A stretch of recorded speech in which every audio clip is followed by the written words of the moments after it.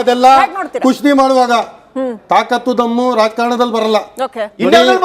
ಇದೇ ಒಂದು ಪಾರೇಸ್ ಮೆಸ್ತಾ ಕೇಸಲ್ಲಿ ಇದೇ ತರದ ಒಂದು ಆರೋಪಗಳನ್ನು ಹಾಕಿ ಎಲ್ಲ ಮಾಡಿ ಸಿಬಿಐ ಕೊಡಿ ಸಿಬಿಐ ಕೊಡಿ ಸಿಬಿಐ ಕೊಡಿ ಆ ಶೋಭಾ ಕರಂದ್ಲಾಜೆ ಅವ್ರು ಹೋಗ್ಬಿಟ್ಟು ಅವನನ್ನ ಬಿಸಿ ಬಿಸಿ ಎಣ್ಣೆ ಹಾಕ್ಬಿಟ್ಟು ಅವನ ಮೇಲೆ ಎಲ್ಲ ದೌರ್ಜನ್ಯ ಎಲ್ಲ ಮಾಡಿ ಅವನ್ನ ಸಾಯಿಸಿದ್ದಾರೆ. KFD ನವ್ರು ಸಾಯಿಸೋದು PFI ನವ್ರು ಸಾಯಿಸಿದ್ರು ಅಂತ ಎಲ್ಲ ಮಾತಾಯ್ತು. ಮುಂದಕ್ಕೆ ಏನ್ ಬಂತು ಸಿಬಿಐ ಈ ತರ ಇವರು ಹೇಳ್ದಂಗೆ ಕುಣಿಯಕ್ಕಲ್ಲ ಸರ್ಕಾರ ಇರೋದು. ಸರ್ಕಾರ ಇವ್ರುಗಳು ಹೇಳ್ದಂಗೆ ಕುಣಿದು ಬಿಟ್ಟು ರಾಜ್ಯದ ಜನತೆ ಇವ್ರಿಗೆಲ್ಲ ಮನೆಯಲ್ಲಿ ಕೂರಿಸ್ಬಿಡ್ತು. ಇವಾಗ ಬಂದಿರೋ ಸರ್ಕಾರ ಏನೇ ಮಾಡ್ಲಿ ಅವ್ರ ಮೇಲೆ ವಿಶ್ವಾಸ ಇಲ್ವಾ? ಯಾಕೆ ರಾಜ್ಯದ ಪೊಲೀಸ್ ಮೇಲೆ ವಿಶ್ವಾಸ ಇಲ್ವಾ? ಕಳ್ರೆ ಸರ್ಕಾರ ಇದಕ್ಕೆ ಮುಂಚೆ ಇದ್ದವರು ಕಳ್ರ ಹಾಗಂತ ಇದಕ್ಕೆ ಮುಂಚೆ ಇದ್ದವರು ಕಳ್ರು ಇದಕ್ಕೆ ಮುಂಚೆ ಇದ್ದವರು ಕಳ್ರ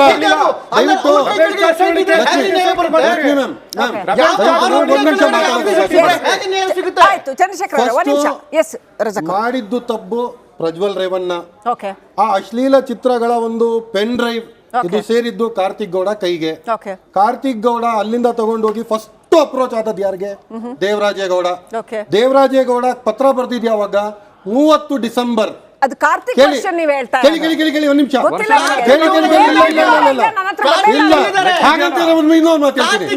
ಎಲೆಕ್ಷನ್ ಚುನಾವಣೆ ಇಲ್ಲ ನನ್ನ ಹತ್ರ ಬರಲಿಲ್ಲ. ಇಲ್ಲ ಆಯ್ತು ಪತ್ರ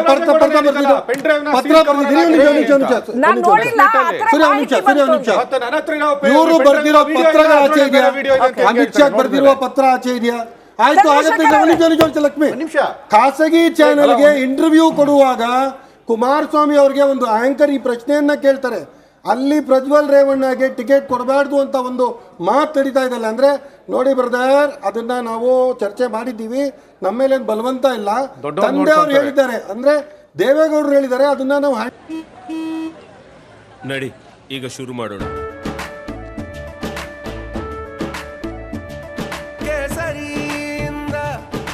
ಮನೋಲ್ಲಾಸ ಮನಸ್ಸು ಮತ್ತೇರಿ ಕುಣಿದಾಡಿದೆ ನೋಡು, ಮನಸ್ಸು ಮತ್ತೇರಿ ಕುಣಿದಾಡಿದೆ ನೋಡು. ಕ್ಷಣ ಕ್ಷಣವೂ ಆಚರಿಸಿ ಕೇಸರಿ ಹಬ್ಬ. ವಿಮಲ್ ಬಾಯಲ್ಲಿ ಹೇಳಿ ಕೇಸರಿ ಮಾಡ್ಕೊಬಹುದು. ಆಯ್ತು ಹಾಗಂತ ಇವ್ರಿಗೆ ಗೊತ್ತಿಲ್ಲ. ಊರ್ದೆಲ್ಲ ಪೆನ್ ಡ್ರೈವ್ ಹುಲಿ ಬಂತು ಹುಲಿ ಬಂತು ಹುಲಿ ಬಂತು.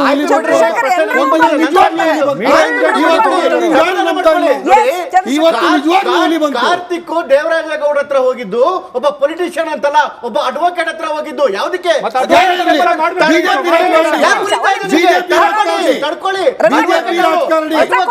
ಕೋರ್ಟ್ ಅಲ್ಲಿ ಸ್ಟೇ ತಗೊಂಡ್ಬರ್ಬೇಕಾಗಿತ್ತು. ಆ ಕೇಸ್ಗೋಸ್ಕರ ಅದನ್ನ ತಗೊಂಡೋದ್ರು. ಯಾವುದೇ ಅಡ್ವೊಕೇಟ್ ಆದ್ರೂ ಅವ್ರಿಗೆ ಅದಕ್ಕೊಂದು ನೀತಿ ಮೊದಲನೇದು. ಹಾಗಾಗಿ ಅವನಿಗೆ ಅತ್ಯುಗ್ರ ಶಿಕ್ಷೆ ಕೊಡಿ, ಗಲ್ಲಿಗೆ ಬೇಕಾದ್ರೆ ಹೇಳ್ಸಿ ನೀವು ಕಾನೂನು ಪ್ರಕಾರ. ಇದು ನಮ್ಮ ನಿಲುವು.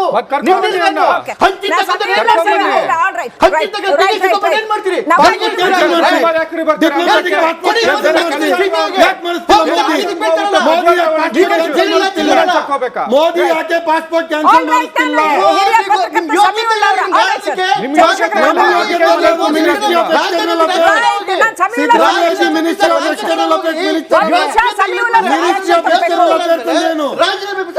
ನೀವು ಬಿಜೆಪಿ ವಕ್ತಾರಾಗಿ ನಿಮಗೆ ಅರ್ಥ ಆಗಬೇಕು.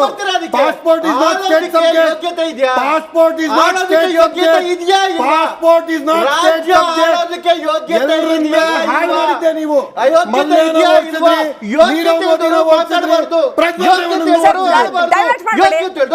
ಸಾಕು ಸರ್, ಸಮಯವಿಲ್ಲ ಸರ್. ಇಡೀ ಪ್ರಕರಣವನ್ನ ನೀವು ಹೇಗೆ ನೋಡ್ತೀರಿ?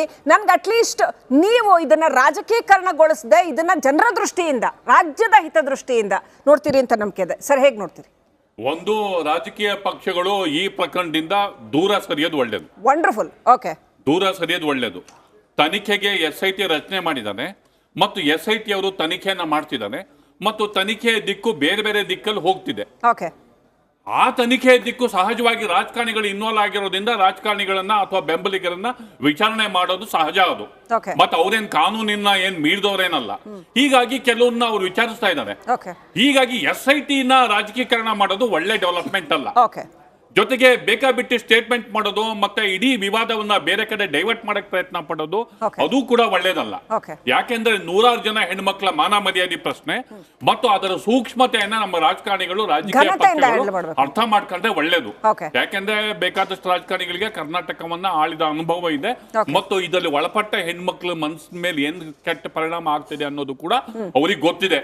ಇಂತಹ ಸಂದರ್ಭದಲ್ಲಿ ಸಿಬಿಐ ತನಿಖೆ ಅಥವಾ SIT ತನಿಖೆ ತನಿಖಾ ತಂಡಗಳ ಮೇಲೆ ನಾವು ಕ್ವಶನ್ ಮಾಡೋದು ಅಷ್ಟು ಸರಿಯಾದಂತಹ ಕ್ರಮ ಆಗೋದಿಲ್ಲ.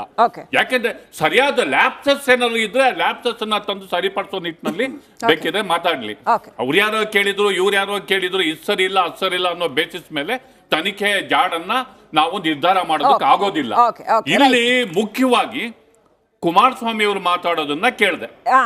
ಇವತ್ತಿನ ವಿಚಾರ ಕುಮಾರಸ್ವಾಮಿ ಅವರು ಪೆನ್ ಡ್ರೈವ್ ಬಿಡ್ತೀನಿ ಅಂತ ಅಂದ್ರೆ ಅದು ಈಗ ಇಲ್ಲಿಯವರೆಗಿನ ಪೆನ್ ಡ್ರೈವ್ ಅನ್ನ ಈಗ ಬಿಡ್ತೀನಿ ಅಂತ ಹೇಳ್ತಿದ್ದಾರೆ. ಈಗ ಅದು ಈಗ ಇದನ್ನ ಬಿಟ್ರೆ ಆ ಪೆನ್ ಡ್ರೈವ್ ಏನಾದ್ರೂ ಡೈವರ್ಟ್ ಆಗುತ್ತೋ ಅಥವಾ ಅದನ್ನ ಬಿಡೋದ್ರ ಮೂಲಕ ಇಡೀ ವಿವಾದಕ್ಕೆ ಹೊಸ ಕೊಡ್ತಿದಾರೋ ಹೇಳ್ತಿದ್ದೀನಿ ನಾನು. ಅವರೇನ ಈಗ ಪೆನ್ ಡ್ರೈವ್ ಇಲ್ಲ ಹಿಟ್ ಅಂಡ್ ಏನು ಅಂತ ಅವರು CM ಹೇಳಿದ್ರು, ಮಾಜಿ ಮುಖ್ಯಮಂತ್ರಿಗಳು. ನಾವು ಅವ್ರನ್ನ ನಂಬೋಣ. ಆ ಪೆನ್ ಡ್ರೈವ್ ನ ಈಗ ಬಿಡ್ತಿರುವ ಹಿಂದೆ ಇರುವ ಉದ್ದೇಶ ಏನು ಮತ್ತು ಅದು ಯಾವ ರೀತಿಯಲ್ಲಿ ಸರಿಯಾಗಿ ಹೇಳಿದ್ರು ಯಾವುದೇ ಒಂದು ತಪ್ಪು ನಡೆದಿದ್ರೆ ಈ ರಾಜ್ಯದ ಒಂದು ನಾಗರಿಕನಾಗಿ ಮಾಜಿ ಮುಖ್ಯಮಂತ್ರಿಗಳಾಗಿ ತಪ್ಪು ನಡೆದಿರೋದನ್ನ ತಗೊಂಡೋಗಿ ಮೊದಲು ಅದ್ರ ವಿರುದ್ಧ ಕಂಪ್ಲೇಂಟ್ ಮಾಡಬೇಕು. ಅದನ್ನ ಇಟ್ಕೊಂಡು ವೇಟ್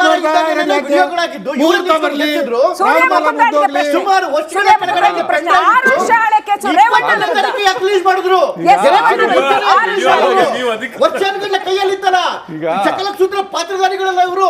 ಇವರ ನಿರ್ದೇಶನದಲ್ಲಿ 21ನೇ ಕಾಣ್ತಾನೆ.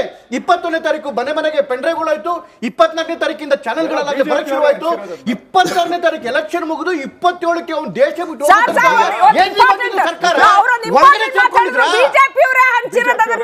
ಪ್ರೀತಮ್ ಗೌಡ ಆಪ್ತರು ಅರೆಸ್ಟ್ ಆಗಿದ್ದಾರೆ ಅಂತ ಕಾಂಗ್ರೆಸ್ ಮಟ್ಟವೇ ಅಷ್ಟು ಜಗತ್ತಿಗೆ ಯಾವ ಮಟ್ಟ, ಯಡಿಯೂರಪ್ಪ ಅವ್ರು ಯಾವ ಮಟ್ಟ, ಎಲ್ಲಾ ಮಟ್ಟಗಳು ಗೊತ್ತಿದೆ.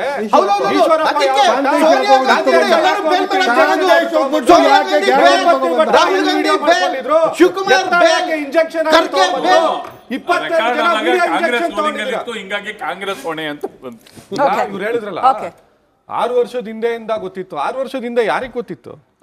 ದೇವರಾಜೇಗೌಡ ತಾನೇ ಮಾತಾಡಿದ್ದನ್ನ ದೇವರಾಜೇಗೌಡ ಬೆಳಕಿಗೆ ತಂದಿರೋದು ವಿಚಾರ. 2019 ನೀವು ಚುನಾವಣೆ ನೋಡಿದೀರಾ, ನಾವು ಚುನಾವಣೆ ನೋಡಿದೀವಿ. ಬಿಜೆಪಿ ಅವರು ನಮ್ಮ ಆಪೋಸಿಷನ್.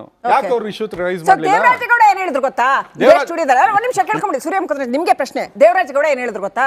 ಇವನು ಕಾರ್ತಿಕ್ ಗೌಡ ಬಂದವನ್ ಹೇಳ್ದ ನಂಗೆ ಪೆನ್ ಡ್ರೈವ್ ತಗೊಂಡ್ಬಂದು ಸೀಲ್ಡ್ ಲಕೋಟಿನಲ್ಲಿ ತಂದು ಹೇಳ್ದ.